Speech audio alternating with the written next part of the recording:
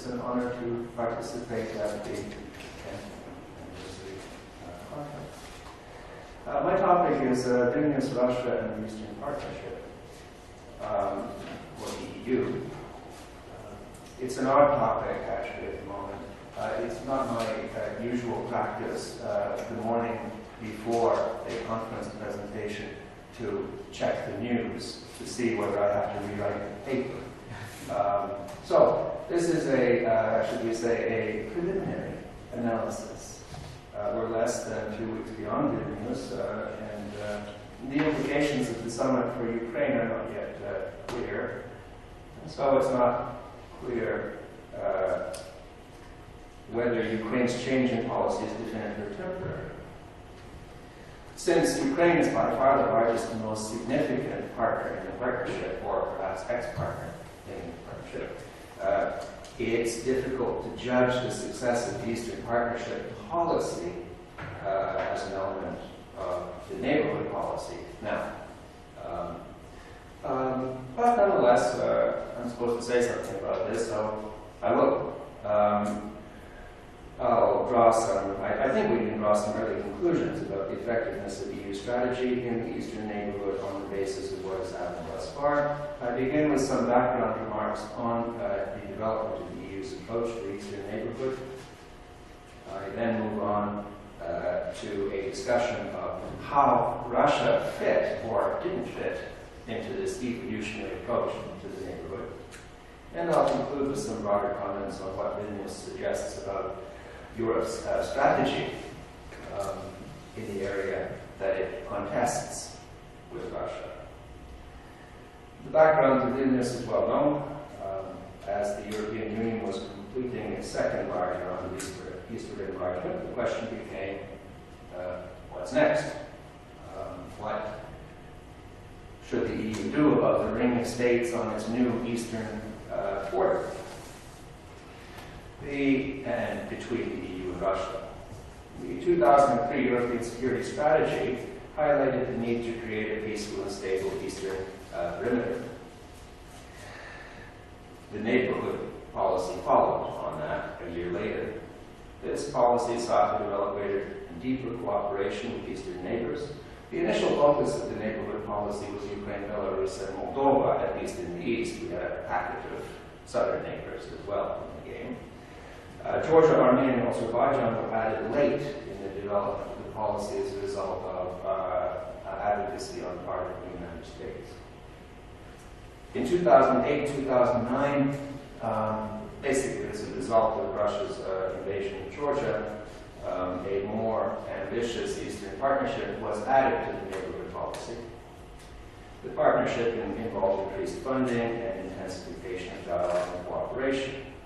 The objective ostensibly was to bring the 6 partners closer to Europe, although, as Mark pointed out, without any clear prospect or perspective on accession. And the partnership had a specific focus on free trade and increasing mobility. This was to occur in the context of harmonization of government structures, basically along consistently with European norms. The product of the partnership was to be association. The summit in Vilnius was billed as the summit of delivery on partnership. Well, we all know what happened. Belarus was basically excluded quite early on from the associated process. Azerbaijan didn't really want full association on the partnership terms as defined. In both cases, so far as I understand it, EU conditions on association would have required, putting it politely, a significant transformation of domestic governance in these 2 countries. So they didn't want to go there.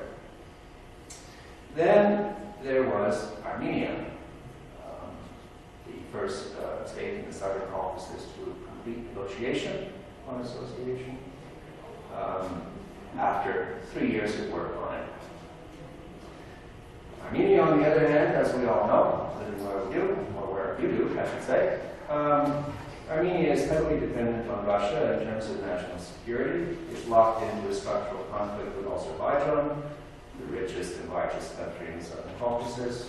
Azerbaijan has a very ambitious policy of military modernization. It also sees the military as potentially useful in retaining territories that have, in Baku's mind, been stolen from it by Armenia. Its growing wealth and the way it's investing its wealth have generated a shift in the regional balance of power against Armenia. Reliance on Russia is the solution because nobody else apparently is coming to the party. In addition, Armenia is heavily dependent on Russia in economic terms. In these conditions, when Putin made clear his discontent with the possibility of Armenian association with the EU, and preference for Armenian participation in the customs union, Armenia dumped its 3 years of successful negotiation in reverse course. The Ukrainian story is similar. The country is dependent on Russia for energy and also for export markets. It, by the way, well, Ukraine owes a lot of people a lot of money, but one of the people they owe a lot of money to is Russia. Russian economic pressure and threats and incentives around gas supply produced a rather late reversal of Ukraine's intention to initial an association agreement just before Vilnius itself at the end of last month. To summarize, 6 became 2. And in fact, the 2 front runners previously, Ukraine and Armenia, were the ones that backed out. And the 2 who were sort of behind became the front runners because the other ones fell off the track. Now, it's hard for this outcome to be seen as a sparkling success for the European Union in the eastern neighborhood. What happened? One problem, I think, was misperception. I was in Brussels at the beginning of November for a seminar at the Center for European Policy Studies. This was 3 days after Armenia changed its mind, and I was giving a presentation on Russia in the Southern Caucasus. It was interesting that someone mentioned at this meeting, "Oh, this is the first meeting we've had on Russia, open meeting on Russia in a long time." The climate at the meeting, subsequent to Armenia, was one of considerable confusion and also indignation with Russia and Armenia over what happened. Indignation not so much with Russian pressure per se. I mean, we all knew that Russia was pressuring potential partner states in the months leading up to Vilnius. I think it was indignation over the fact that Russian pressure had succeeded in pushing Armenia in the opposite direction. My question would be, why were they surprised? One explanation for the fact that, so far as one can tell, the Union was unprepared for this setback was that the EU policy focus in the lead up to Vilnius was very much on the partners, making sure that the agreements were delivered at Vilnius. So in Georgia, their concern, at least on the public discourse, was, for example, were the elections in October going to be free and fair? Put a check in that box. And also this concern about so-called selective justice. In Ukraine, likewise, considerable effort was expended on attempting to convince the government to release Yulia Tymoshenko, that paragon of virtue in economic affairs. In other words, after the agreements were drafted, the emphasis lay on removing or avoiding political obstacles in particular partner states, obstacles to their acceptance of Vilnius. So they weren't paying attention much to much else. A deeper explanation might be underestimation of Russian leverage and resolve to prevent or to limit the EU's penetration of the so-called year abroad, so-called in Moscow, not in Brussels. From looking at the development of EU policy over the period since, well, why not 1991, it was as if the neighborhood was, in geopolitical terms, an empty space that the EU and possibly NATO and the US would fill as we all moved towards one Europe, strong and free. But actually, it wasn't empty. There's nothing new about Russian presence in these states. To take the Southern Caucasus as an example, control of the region has been a strategic objective of the Russian state since Peter the Great. Leaving that aside, Russia has been and is in the Caucasus. It has been in the Caucasus since the late 18th century. The effort to contain instability and conflict in the North Caucasus, part of the Russian Federation, has given Russia a long-standing interest in influence to the south of the Caucasus range. That hasn't changed. Russian forces never left Armenia, and really they never fully left Georgia either. In Georgia, as you are all aware, Russian forces have been substantially reinforced since 2008. They don't show any intention to walk away anytime soon.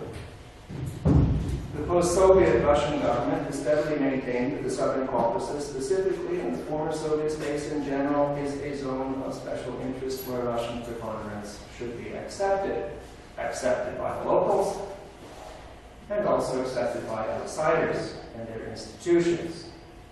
In this context, it's reasonably clear that those elements of the Russian elite who predominate in the Russian political system see themselves to be engaged in a zero-sum competition with Western states and institutions in the region. That was, to my mind, always clear with regard to NATO. Not so clear with regard to the EU, but the events over the past few months make it clear that this conception of zero-sum play extends to the EU as well. Now, the Russian Federation has strong motivations to retain control or to prevent other states from securing control over the states. In the south, the Caucasus faces the Middle East and Turkey, and it is seen as a potential conduit for Islamic extremism. Islamic extremism is viewed as a significant threat to domestic stability inside the Russian Federation. In the West, Russia has significant, though diminishing, energy security concerns, that's to say, security pipelines. We claim that this is a significant strategic priority of ours in seeking to influence matters in the Caucasus. Well, surely then, equally for the Russians, it's a significant concern, pipeline security through Ukraine and Belarus. Ukraine's heavy industry and defense production are closely connected to their Russian counterparts. I heard on TV yesterday that 20% of the components for Russian defense equipment are produced in Ukraine still. Ukraine is also a geopolitical buffer between Russia and EU-Europe. Now, talking about geopolitical buffer sounds so passive. We are in a globalized, non-territorial, international society, after all. But that's where we may think we are. Well, that's not where the Russians think they are. They think they're in classic balance of power, 19th century sphere of influence, international system. Finally, maintaining the sphere of interest in the former Soviet states is an important status concern for Russia. In the view of many Russians, it's part of what makes Russia a great power. Now, if you compare those motivations to those of the EU, it's clear that Russian preoccupations dwarf the interests of Europe in the contested neighborhood. For the EU, the eastern neighborhood is peripheral, including, by the way, in terms of EU investment. Ask yourself, this is an unfair question, but it's fun anyway. What percentage